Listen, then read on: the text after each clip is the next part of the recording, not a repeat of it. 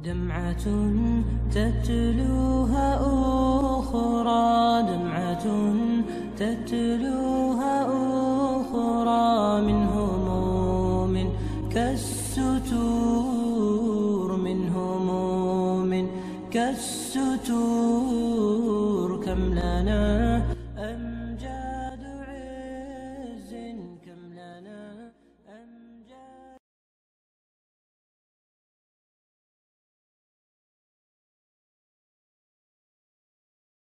والصلاة والسلام على رسول الله صلى الله عليه وسلم. لا حول ولا قوة إلا بالله. اللهم لا سهل إلا ما جعلته سهلا وأنت تجعل الحزن إذا شئت سهلا. رب اشرح لي صدري ويسر لي أمري واحلل عقدة من لساني يفقه قولي وبعد. عباد الله معاشر المسلمين والmuslimat akramani wa iyyakumullah. Kita memuji Allah Subhanahu wa taala Rabbul Alamin, dan kita bersyukur karena Allah memilih kita di antara hamba-hambanya untuk beriman kepadanya. Memohon dan berdoa kita kepada Allah agar iman ini tetap Allah amanahkan kepada kita semua sampai kita menghembuskan nafas terakhir. Ya Rabbana amin. Salawat kita dan salam untuk kekasih kita bersama, kekasih Allah Sayyidina Muhammad Rasulullah sallallahu alaihi wasallam. Ibadah Allah yang kami muliakan, halal bihalal tentu lebih layak diisi dengan apa yang bisa merekatkan hati, bisa mencairkan suasana, bisa membuat kita lebih kuat, membuat kita lebih merapat, dan membuat kita lebih berwibawa, agar pertolongan Allah di akhir zaman ini layak pantas Allah turunkan buat kita bersama. Maka izinkanlah di malam hari ini saya menyampaikan materi yang dekat hubungannya dengan halal bihalal. Tetapi itu tidak akan lepas daripada kekuatan makna daripada pembahasan akhir zaman.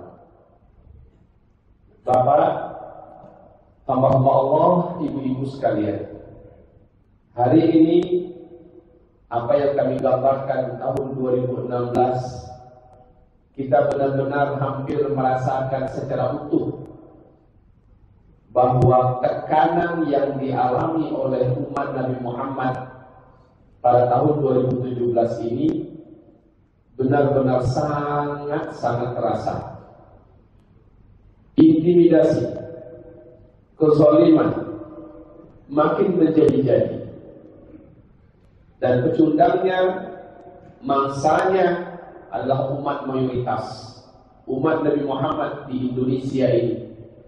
Ala kulli hal, kabar gembira saya sampaikan kepada Bapak Ibu semua, ini adalah tanda-tanda umat Islam ini akan dimenangkan oleh Allah Subhanahu wa ta'ala. Bukan tanda-tanda bahwa kita semakin jatuh dan terpuruk. Tidak, Bapak Ibu, tidak apa-apa Allah.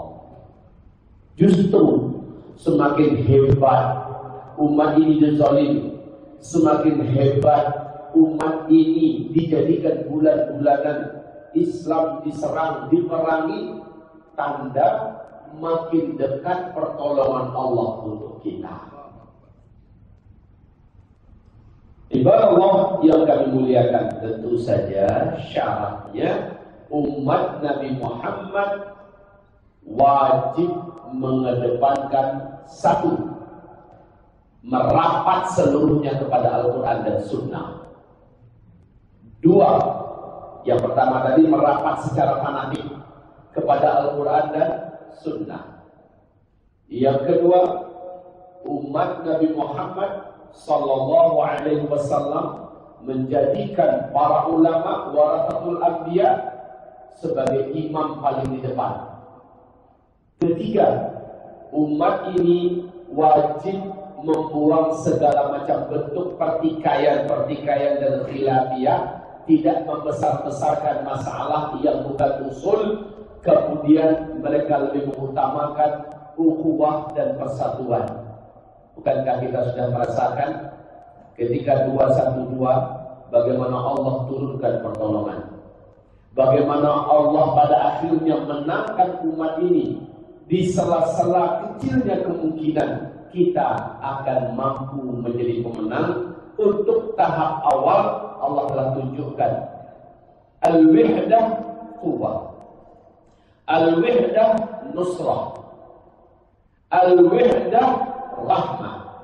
Telah membuktikan ketika kita bersatu, Allah tunjukkan kita ini kuat. Ketika kita bersatu, Allah buktikan bahwa kita ditolong oleh Allah. Ketika kita bersatu kompak, Allah jadikan rahmat mencurah-curah untuk kita. Dan ini akan selalu terulang. Ini akan selalu terulang.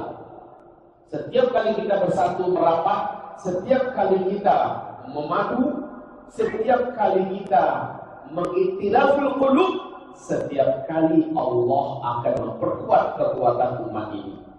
Kebalikannya pasti terjadi, Pak.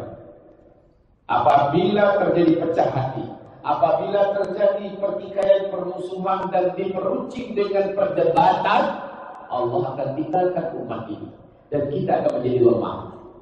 Bapak, Ibu, hamba-hamba Allah yang memuliakan, saya beri contoh. Di dalam bulan Ramadan, ketika itu Nabi Muhammad SAW, ini hadis dalam Sahih Bukhari, di dalam bulan Ramadan, hampir mendekati 10 Ramadan terakhir, Nabi Muhammad panggil seluruh sahabatnya di pagi hari. Berbunga-bunga hati Rasulullah, nampak wajah ceria dan sangat bahagia.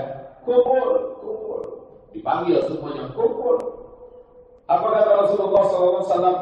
Ada hal baik, ada hal perkara besar yang ingin saya sampaikan kepada tuan-tuan semua, dan semoga ini menjadi kebaikan sampai akhir zaman, kata Rasulullah. Ketika orang-orang sudah mulai pada kumpul, tiba-tiba di luar terdengar bunyi meninggi dua suara sahabat. Bertengkar mereka. Mendengarkan itu, Rasulullah berubah wajahnya, kemudian berkata, bubarlah kalian semua. Apa yang hendak saya sampaikan sudah tidak lagi akan saya sampaikan. Ingatan saya tentang sesuatu besar yang ingin saya sampaikan kepada kalian sudah dicabut oleh Allah. Gara-gara ada dua orang di antara kalian barusan bersitegang ukuran meninggikan suara, bertengkar. Sesungguhnya telah diinformasikan kepada saya melalui malaikat Jibril kapan tepatnya Lailatul Qadar. Dan sungguh demi Allah, jika tidak ada kalian yang bertengkar dan meninggikan suara antara satu dengan yang lain, saya pasti akan menyampaikan kepada kalian dan kalian akan menikmatinya Lailatul Qadar itu sampai hari kiamat. Namun sayang, kata Rasul, dengan pertengkaran dan tingginya suara di antara kalian, rahmat yang sudah ada dalam ingatan saya, yang sudah ada dalam memori saya, dicabut kembali dan diangkat ke sisi Allah. Jadi kalian tidak bisa lagi mengetahui pastinya. Cukup kalian ketahui 10 terakhir Ramadan dan incarlah Lailatul Qadar itu di malam-malam ganjilnya. Mari kita ambil ibrah. Jika ada yang bertengkar, bukan saja rahmat dari langit Allah berkenan menurunkan, justru yang ada di bumi pun Allah perintah. Jika ada yang bertengkar, kalau orang kafir bertengkar, itu mah biasa, karena Allah juga berfirman, "Tarahum jami'a wa qulubuhum syatta." Engkau lihat mereka kelihatan kompak dan bersatu, tetapi pada hakikatnya hati mereka pecah belah dan bermusuhan. Orang kafir, Pak, tapi kalau orang Islam nggak boleh, nggak boleh. Orang Islam tidak boleh sedikit pun terjadi perpecahan, karena perpecahan akan menyebabkan pertolongan Allah ditahan. Perpecahan akan menyebabkan rahmat dari Allah tidak diturunkan. Perpecahan menjadikan rahmat yang sudah turun ditarik balik. Perpecahan, pertikaian. Masih dalam hadis Sahih Bukhari, Rasulullah SAW bersabda begini menjelang beliau meninggal dunia. Kata Nabi, mana para penulis wahyu, suruh mereka duduk dekat saya. Dan kalian para senior silakan berkumpul. Bapak, apa yang akan mau sampaikan Nabi Muhammad SAW? Ada satu hal yang ingin saya sampaikan. Jika kalian sempat menulisnya, maka sampai hari kiamat tidak akan ada perselisihan dan permusuhan di antara umatku, kata Rasulullah. Siap-siap. Saat para penulis wahyu sudah kumpul, saat para penulis pribadi Rasulullah sudah mengelilingi Nabi, saat sahabat-sahabat Nabi yang senior sudah pada kumpul, tiba-tiba sekali lagi dekat Rasulullah ada yang bertengkar. Apa kata Rasulullah? Terulang lagi. Khalas, kata Rasulullah, bubar kalian semua. Tidak jadi saya sampaikan, karena apa yang akan saya sampaikan sudah tidak lagi ada dalam ingatan saya. La ilaha illallah. Pertikaian dan pertengkaran menjadikan rahmat yang sudah turun dicabut kembali. Ma'adzallah, ibadah yang kami muliakan. Jikalau sempat jadi ditulis, maka umat dari Muhammad ini sampai hari kiamat akan tetap dalam persatuan, karena ada hal penting, kata-kata dan kalimat inti dan utama yang akan disampaikan oleh Nabi Muhammad Sallallahu Alaihi Wasallam. Pak, ini kita bahas dalam skala kita selaku umat Nabi Muhammad di akhir zaman. Kita mendekati kemenangan. Di dalam surat An-Nur, surat yang ke-24, ayat 55, Allah berjanji bahwa orang beriman di akhir zaman dan yang beramal soleh akan kembali memimpin seluruh dunia. Ini janji Allah. Akan kembali, Allah percayakan tegaknya khilafah Islamnya di akhir zaman. Surat berapa tadi, Pak? Surat An-Nur, surat yang ke-24, ayat yang ke-55. Allah janjikan, dan janji Allah pasti akan ditepati oleh Allah.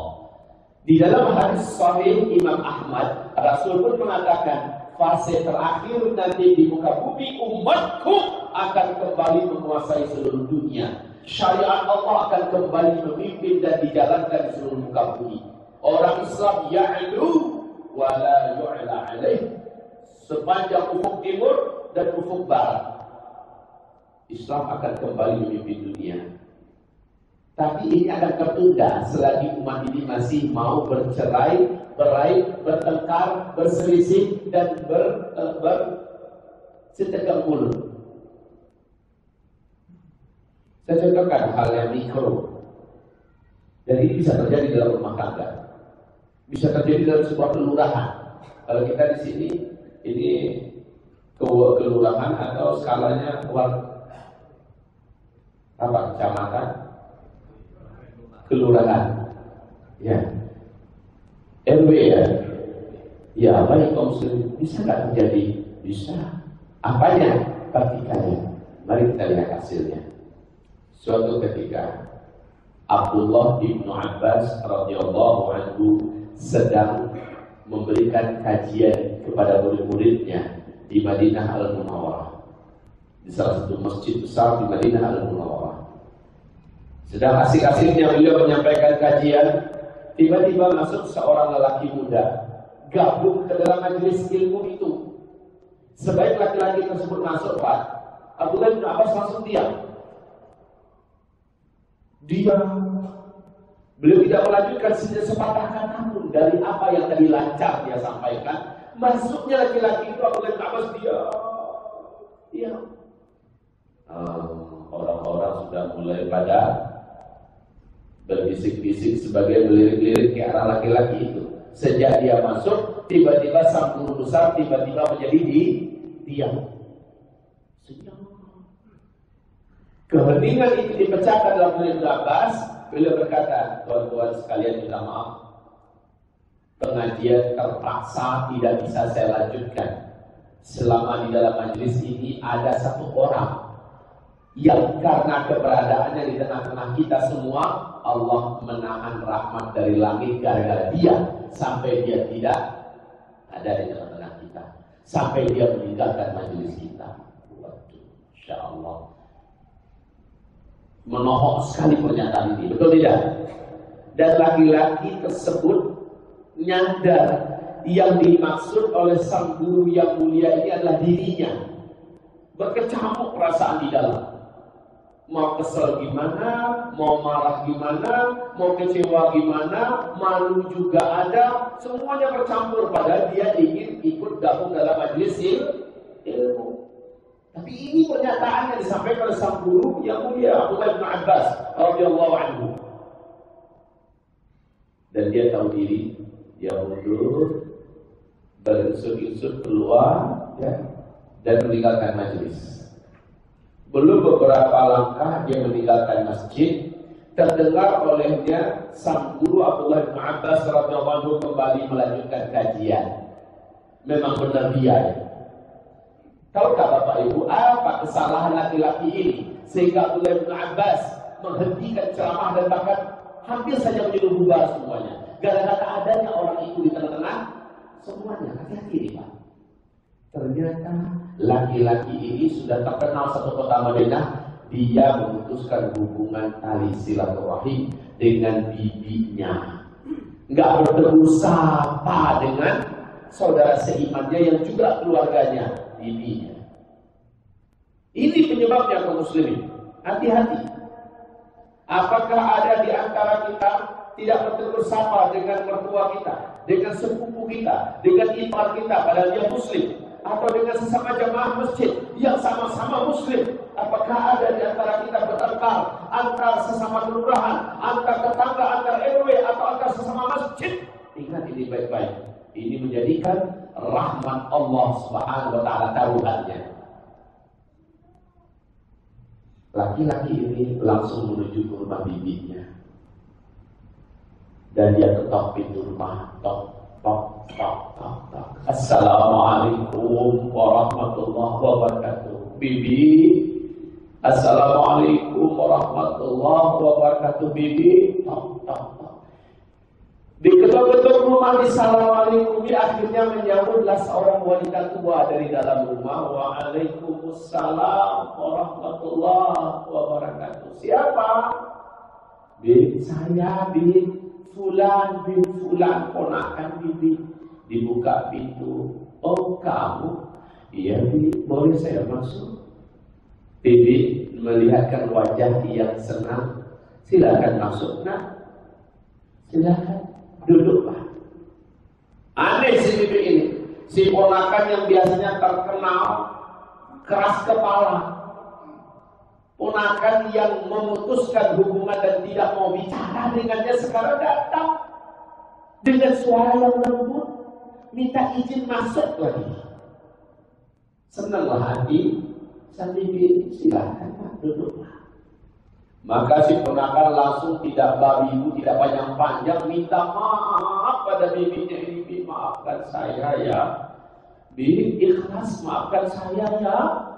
Si bibi dengan jiwa keibuan tersenyum dan berkata, nah, kamu datang saja kemari, bibi udah senang.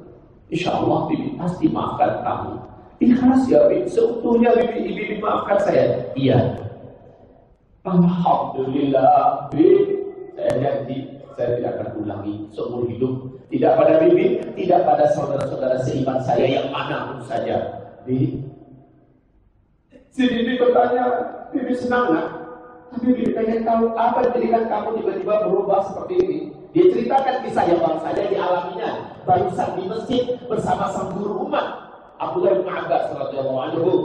Maka si bibi berkata, "Nah, kamu pergi kemana? Pergi sana.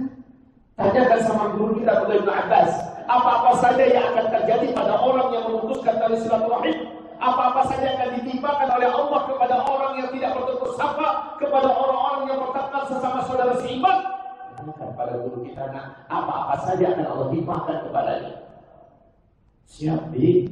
Kemudian si anak muda ini kembali menuju masjid tempat sang guru tadi ngajar. Sesampainya di masjid, dia orang dah pada bubar. Masjid sudah mulai lengang, tetapi sang guru masih ada di masjid itu. Dan masih dikelilingi beberapa orang yang masih ada tanya jawab. Si anak muda masuk langsung gabung kembali, diam lagi Abdullah bin Abbas lagi diam. Apa kata anak muda?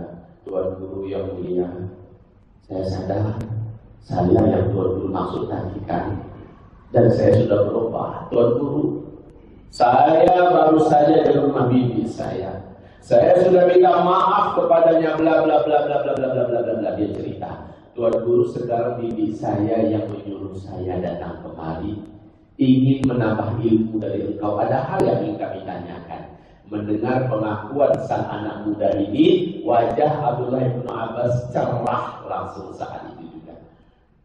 Abdullah bin Abbas radhiyallahu anhu malah suruh sini, duduk dekat saya. Syukur kalau kamu insaf. Alhamdulillah. Sekarang tanyakan apa yang kita tanya.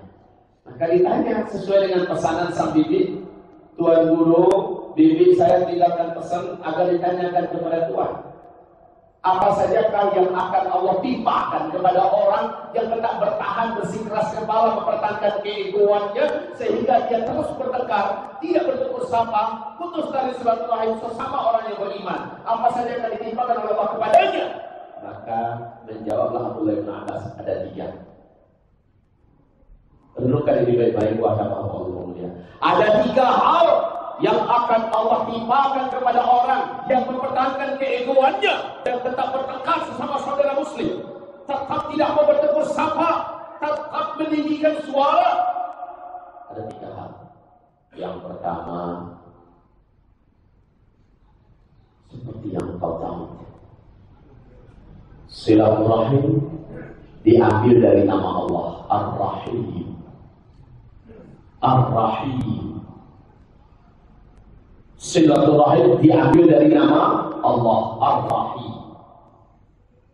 Maka Allah berfirman dalam Sahih Muslim, "Faman wasalaha wasaltuhu." Siapa yang menyambung tali silaturahim, menjaga tali silaturahim, dan ingat, innamal mu'minuna ikhwah. Sesungguhnya orang-orang yang beriman itu ikhwah.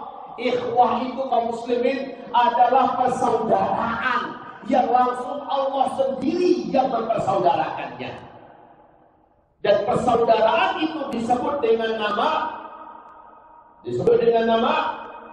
lebih lekat daripada persaudaraan rahim. Berarti lebih kental daripada persaudaraan rahim.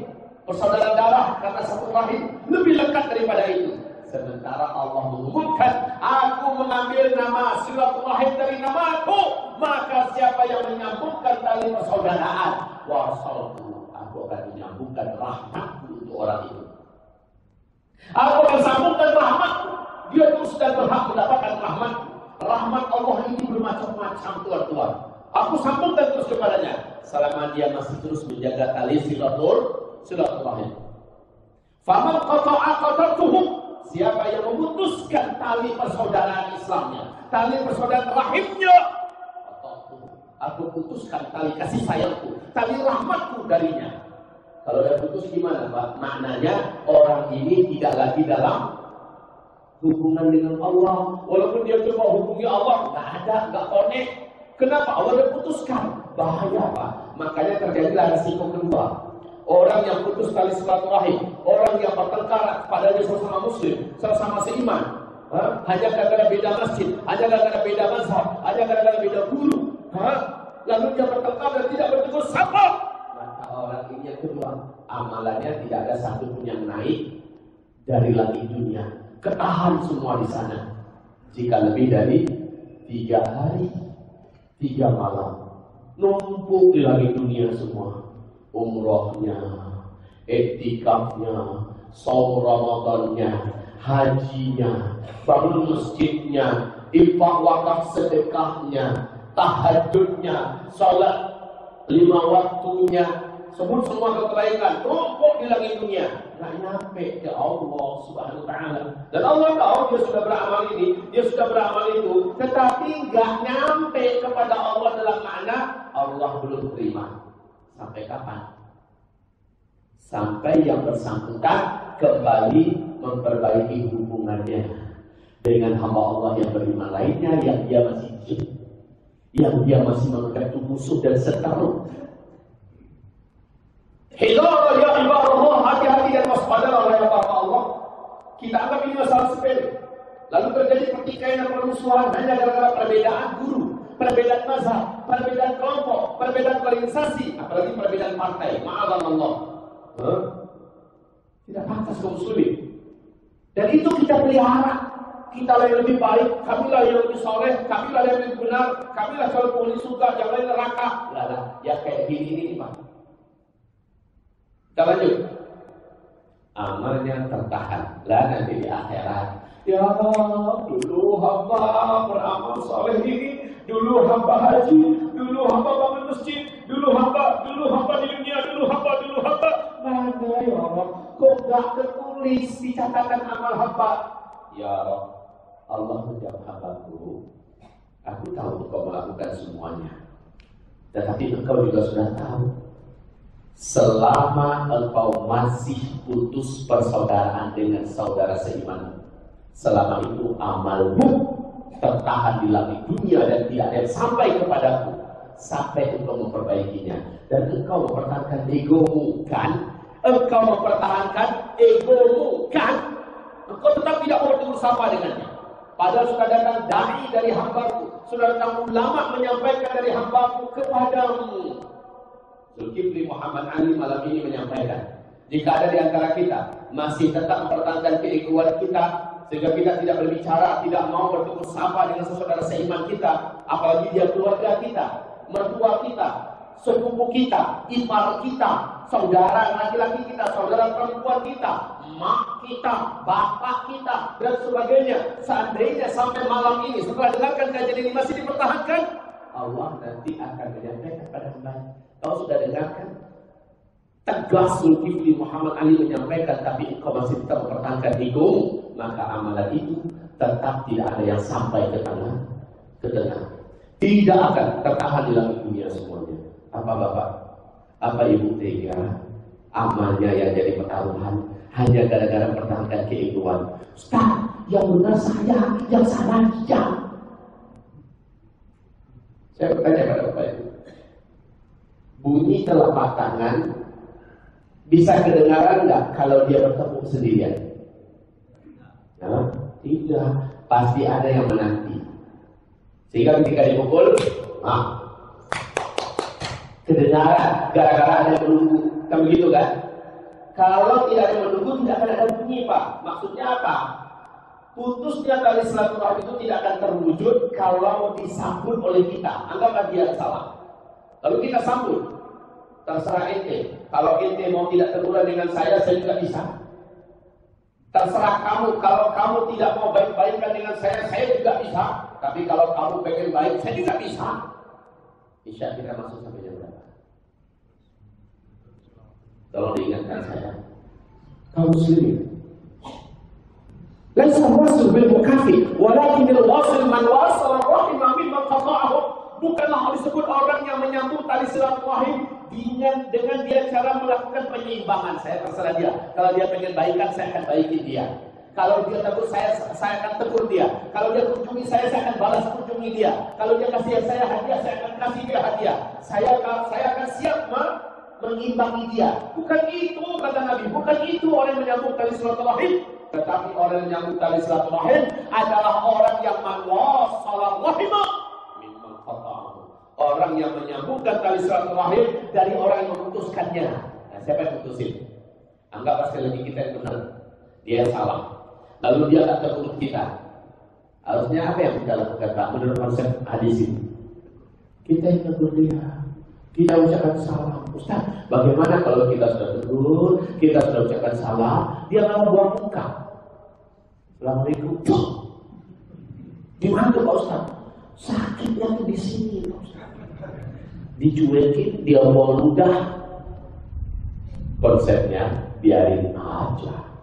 Yang penting urusan saya dengan Allah lancar, ya kan?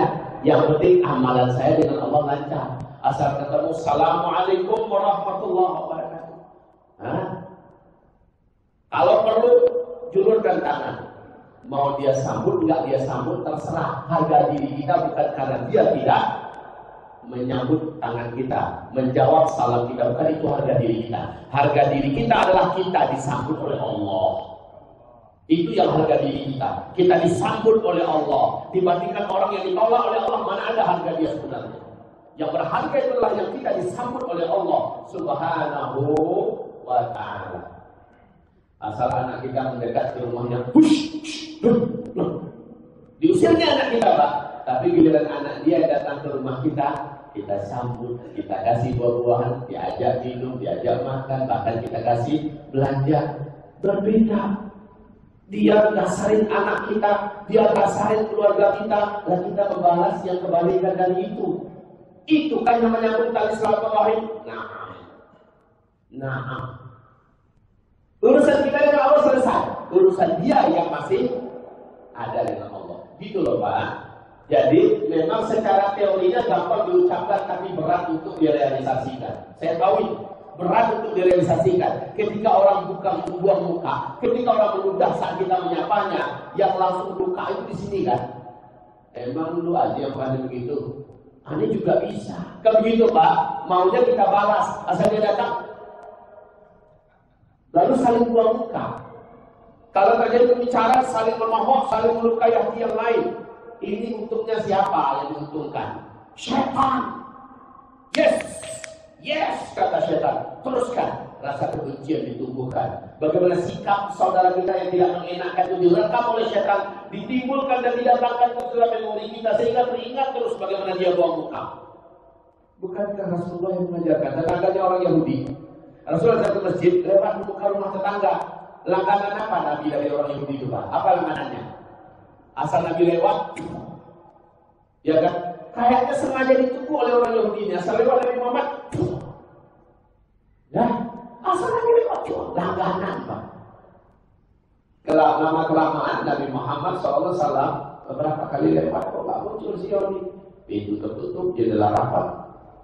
Lalu Nabi tanya sama tetangga, mana nih orang Yahudi? Sampai kalau mereka sudah berapa hari ini dia sakit. Oh ya, Nabi Muhammad bawa beberapa makanan dan bawa sedikit minuman. Lalu dia melawat ke tetangganya Yahudi yang biasa meludahi dia. Dibuka pintu oleh keluarga, dia masuk. Nabi kasih makanan, Nabi suruh minum, dan Nabi mendoakannya cepat sembuh. Ini makan ya, minum, biar dalam kanan lagi. Si Yahudi berkata, inikah akhlakku? Inilah saya. Engkau setiap hari musakiti, engkau setiap hari meludahi. Ketika aku sakit, engkau datang berkunjung kepadaku. Alangkah mulianya pribadimu, wahai Muhammad. Kalau ini ajaran agamamu, maka saya menyatakan ingin bergabung ke dalam agama ini. Ajarkan saya caranya. Subhanallah. Ini akhlak. Idqa'i sayyi'atal hasanah tamuha. Fa'idha alladhi bainaka wa bainahu adawah ka'annahu waliyyun hamim. Tolaklah perangai jahat yang ditujukan orang kepadamu dengan kebaikan dari untuknya. Jahat orang, kasar orang, jelek cara dia memperlakukan kita. Tolak dengan yang baik. Fa'idhal ladzi bainaka wa bainahu adawah ka'annahu waliyyun hamim. Permusuhan dan kebencian yang sebelumnya wujud antara kalian berdua, Allah akan tukar menjadi kedekatan dan rasa sayang dan cinta. Itu loh Pak konsepnya. Memang ini kelihatannya ringan. Ini kita ada masjid, masuk isya, kita sholat dulu. Habis Isya kita lanjut, setuju? Alhamdulillah. Mari kita laksanakan sholat Isya. Konsep kita pada malam ini adalah halal di halal, buat melegakan dan melapangi dada kita masing-masing antar sesama kita. Subhanallah bihamdika asyhadu an la ilaha illa anta astaghfiruka wa atubu ilaik. Assalamualaikum warahmatullahi wabarakatuh.